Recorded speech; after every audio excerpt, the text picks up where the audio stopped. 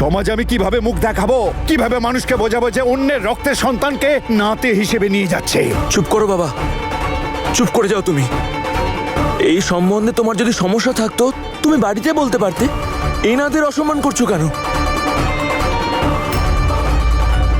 সিমরানের সম্পর্কে কোনো কথা বলবে না। আমি কি এইসব কথা বলবো বলে ভেবে এসেছিলাম নাকি? ইনি তো নিজের মুখের খিলটা খুলে দিয়েছেন। যখন অন্য কোনো মুরগি পায়নি তখন তোকে মুরগি হিসেবে জবাই করার কথা ভেবেছেন, উল্টে আমাদেরই অপমান করছেন। অসম্মান তারই হয় যার সম্মান থাকে। আরে তোমার কি সম্মান আছে সেটাও আমি ভালো করে জানি। আমি ভুল কিছু করবার আগে বেরিয়ে যান আপনি। এই সম্বন্ধ হবে না। আরে আপনি কি ভাঙবেন বিয়ের সম্বন্ধ? তার আগে আমি ভেঙে দিচ্ছি এই বিয়ের সম্বন্ধ।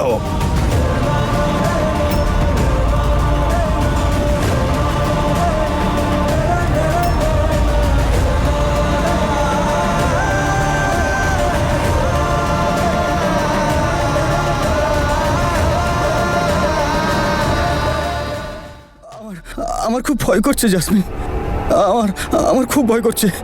আরে অমৃত, তোমার এ কি অবস্থা হয়েছে বলো তো?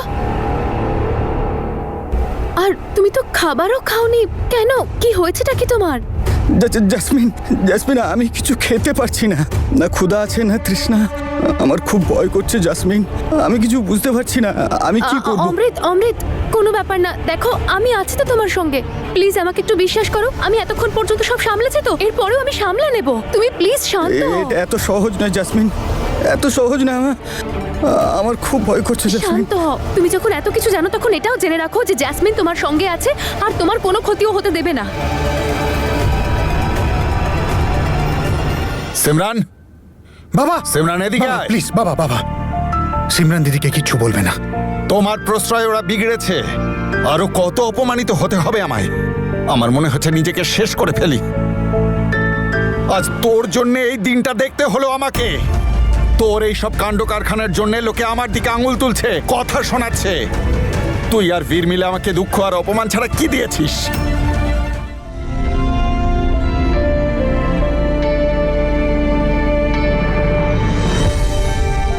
হাসিও দেখতে চাও, আবার লুকিয়ে কাজও করো।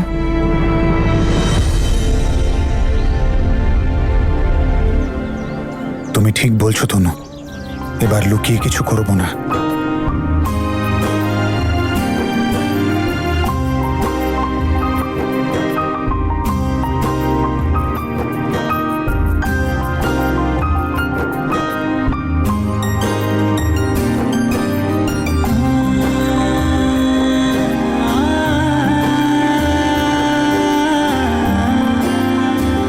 না লুকিয়ে, মন থেকে sorry Tanu, I am really sorry. Please ক্ষমা করে দাও।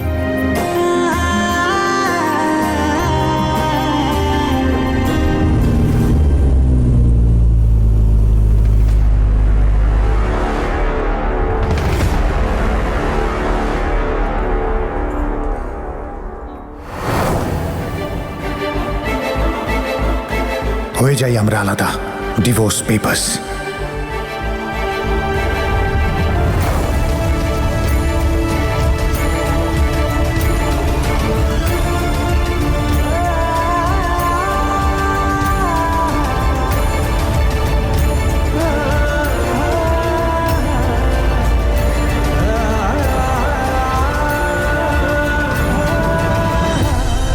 ভেরি গুড তনু ম্যাডাম, ভেরি গুড।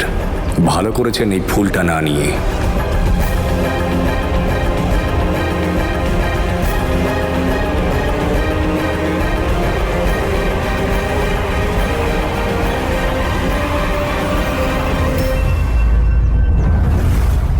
আমি তোমার ক্ষমা এত তাড়াতাড়ি পাবো না, কিন্তু দেখো একদিন আমি নিজেকে তোমার ক্ষমার যোগ্য বানিয়েই ছাড়বো। এই সব কিছু তোরই প্ল্যান না? যে দূরত্বটা আমার জন্য এসেছে সেটাকে কমাবার চেষ্টা করছি। আমার বাড়ির লোকেরা না আমার অন্যায়টাকে কোনোদিনও মেনে নেননি, তাই আমি শিখতে পেরেছি যে পরিবার আর নারীর ইম্পর্টেন্সটা কি। ওই ছেলেটাও খুব আঘাত পেয়েছে, কিন্তু ভালো হয়েছে যে ও এনাকে সময় মতো নিয়ে এসেছে।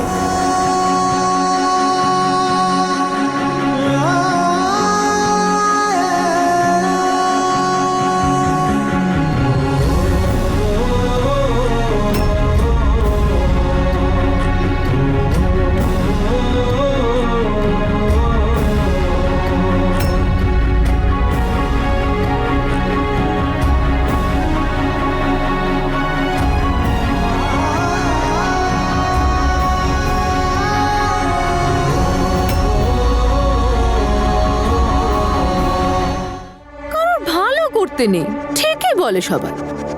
দেখতে পাচ্ছ অমৃত, সেই জন্যই বলছি বোঝাও নিজের বাবাকে যে একটু পুণ্য করুক, না হলে সবাই মিলে বলবে ঠাম্মির হলো কাশি আর নাতির হয়ে গেল ফাঁসি। জাসমিন, তুই চুপ করবি, না হলে আমি না গো, ও আমাদের সেই জেসমিন নয় যে এক থাপ্পড়ে সব বুঝে যেত। এখন তো ও আমাদের পোড়া কপাল, আমাদের কি থাপ্পড় মারতে এসছে। সামলাও তুমি নিজেকে। ওকে মানুষ করার ক্ষেত্রে আমরা বোধহয় কিছু ভুল করে ফেলেছি, আর সে ভুলটা এত বড় এই জীবনে হয়তো আমরা সেটা শোধরাতেও পারবো না। এর হয়ে আমি সবার কাছে ক্ষমা চাইছি। আমি ক্ষমা চাইছি দাদা, ক্ষমা করে দে আমায়, আর ক্ষমা করে দে এদের। চলে যায় এখান থেকে, চল। আরে অদ্ভুত ব্যাপার তো, হ্যাঁ? কেউ এসে হাত জোর করে ক্ষমা চেয়ে নিচ্ছে, কেউ পায়ে পড়ে ক্ষমা চেয়ে নিচ্ছে, কেউ আমার পেছনে ঘুরে ঘুরে ক্ষমা চাইছে। আরে কে জানে কোথায় পাওয়া যায় এত বড় মনের মানুষ যারা ক্ষমা করে দেয়। বাট আই এম সরি, আমার মন এত বড় নয়, আর আমি এত মহানও নই যে আমি ক্ষমা করে দেব, আর আমি এত মহান হতেও চাই না। আমি শুধু এখন একটা জিনিসই ভালো বুঝি, আর সেটা হলো প্রতিশোধ।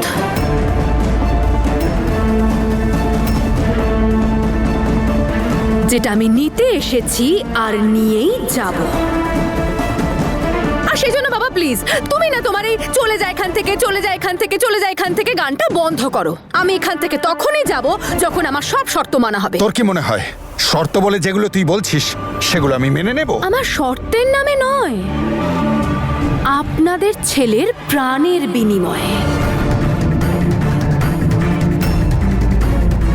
এবার নিজের ছেলের প্রাণের এতটুকু মূল্য তো আপনি দিতেই পারেন, তাই না? আর শুধু তাই নয়, আপনাকে আমার পায়ে পড়ে আমার সাথে আপনার ছেলের বিয়ের ভিক্ষে চাইতে হবে। তোমার কি মনে হয় তুমি এখানে যা খুশি তাই বলবে আর আমরা সব মেনে নেব? এইসব কিচ্ছু হবে না জেসমিন। না তুমি এই বাড়ির বউ হবে, না এই বাড়ির অংশীদার। বেরো এখান থেকে তুমি। দেখছো অমৃত, এই হলো তোমার পরিবার। এরা আমাকে বৌমা বলে অ্যাকসেপ্ট করতে পারছে না, কিন্তু তোমাকে জেলে ঢোকাতে তারা রাজি।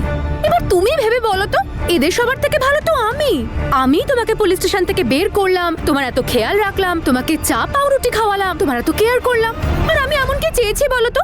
আমার অধিকারটাই তো চেয়েছি বলো, যেটা তোমার দাদা আমার থেকে কেড়ে নিয়েছিল, আমার সাথে ফ্রড করে আর আমার পাসপোর্টটা আমার চোখের সামনে পুড়িয়ে। আমি আমার স্বপ্নটাকে আমার চোখের সামনে পুড়ে ছাই হতে দেখেছি, আর এবার আমি তোমাদের সবার স্বপ্ন পুড়িয়ে ছাই করে দেব। হয়ে গেছে তোমার, তোমার যা মর্জি তুমি তাই করে নাও। কেউ ভয় পায় না তোমাকে। বেরো, চলো। ছাড়ো আমাকে, চলে যাচ্ছি আমি। কিন্তু একটা কথা খেয়াল রেখো, আমি তোমাদের খারাপ সময়, আর খারাপ সময় যে কোনো মুহূর্তে ঘরে ঢুকতে পারে। তোর প্রবলেম আমার আর বীরের সাথে না, তাহলে আমাদের উপর প্রতিশোধ নে, বাকি পরিবারকে মাঝখানে টানিস না। আরে তুই জানিস তোর জন্য মা বাবার কি অবস্থা হয়েছে? তোর অপরাধের সব দায় ওরা নিজেদের উপর নিচ্ছে। নেওয়া উচিত। ভালো করো তো বল। সব কথায় তনু তনু তনু তনু। আমার মুখের ওপর দরজা বন্ধ করেছিল তো, এইবার ওদের মুখে পড়েছে সজোরে থাপ্পড়।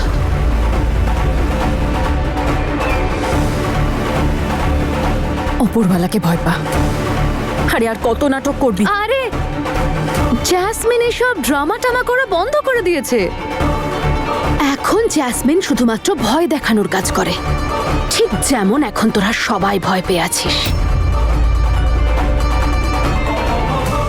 কি চাস তুই? আমাকে আর বীরকে দূরে করতে চাস, তাই না? দূরে তো আমরা এমনি আছি, কিন্তু হ্যাঁ, তোর শান্তির জন্য আমি তোকে এটা প্রমিস করছি যে যদি তুই অমৃতকে ছেড়ে দিস জ্যাসমিন, তাহলে আমি কোনোদিনও বীরের কাছাকাছি যাব না, আর না ওকে কখনো আমার কাছে আসতে দেব। বীর তো দূর, আমি ওর পরিবারের সাথেও সব সম্পর্ক শেষ করে দেব। কখনো ওদের মুখও দেখব না। কিন্তু প্লিজ তুই অমৃত আর ওর পরিবারকে ছেড়ে দে, প্লিজ। অমৃত, মাহি, সিমরান। কি হয়েছে? মা অমৃতকে কোথাও পাচ্ছি না, ওকে কোথাও দেখছি কোথায় না। যাবে? এসো, এসো, আমার এখানে খুব ভয় বসো, লাগছে। আমি বসো। সব জায়গায় মা অমৃতকে খুঁজে পাচ্ছি না, সব জায়গায় খুঁজেছি। আমি সাথে গিয়ে তুমি দেখি। শান্ত হও, আমি বসো। সব জায়গায় খুঁজে আগে নিয়েছি। বসো। মা বসো তো, কিচ্ছু আমি হয়নি। ওকে শোনো শোনো, আমি ওকে খুঁজছি, তুমি একটু শান্ত হয়ে বসো। কে জানি কোথায় চলে গেল মা ও। আরে বৌমা শোনো,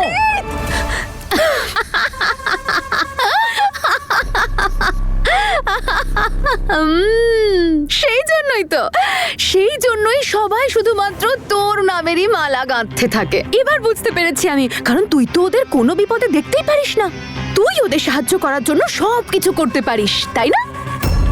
but I am sorry to say Tanu, তুই একটুখানি লেট করে ফেলেছিস। এখন তো আমার পুরো প্ল্যান সেট হয়ে গেছে, আর আমার তীর ধনুক থেকে বেরিয়ে গেছে। ও তো ছাদেও নেই, চলে গেল। ফোন করো, ফোন করে জিজ্ঞেস আমি করো। সবাইকে ফোন করেছি মা, বীরকে ফোন করি। বাবা এক সেকেন্ড, মায়ের ফোন। হ্যালো মা, কি হয়েছে? বীর, মা কি হয়েছে, তুমি কাঁদছো কেন? হ্যালো বীর, বীর অমৃতকে পাওয়া যাচ্ছে না। কি কি হয়েছে? হ্যাঁ বীর, সব জায়গায় দেখেছি, কোথাও পেলাম না। এটা আরে, এটা বিছানার কি? পাশে ছিল। কি লিখেছে সিমরান? এই জেসমিন আমাকে বাঁচতে দেবে না, আর ভয় পেয়ে বেঁচে থাকার থেকে তো ভালো নিজেই সবকিছু শেষ করে দেব। I am sorry. কি হলো? বীর, ওকে খুঁজে বার করতে হবে, চল আমার সাথে। আর তনুকে ফোন কর। জেসমিন তুই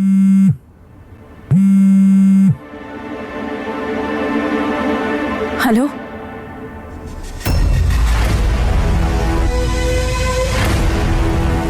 কি? আমি এক্ষুনি আসছি। আরে মাতা তনু, কি হলো? কোনো খারাপ খবর নাকি? মুখটা এরকম হঠাৎ শুকিয়ে গেল কেন? অমৃত কোথায় জেসমিন? এখানে তো কোথাও নেই। বাড়িতে নেই বুঝি?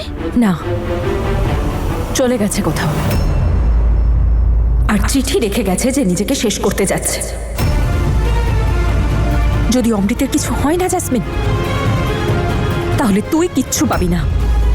উল্টে তোর উপর কেস হবে যে তুই ওকে সুইসাইড করার জন্য উস্কেছিস। এই অমৃত আবার কোনো কিছু করে ফেলবে না তো?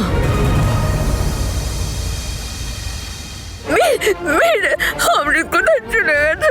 ওকে না না না, কিচ্ছু হবে না, কিচ্ছু হবে না, কিচ্ছু হবে না। তুমি শুধু কি লিখেছে দেখ।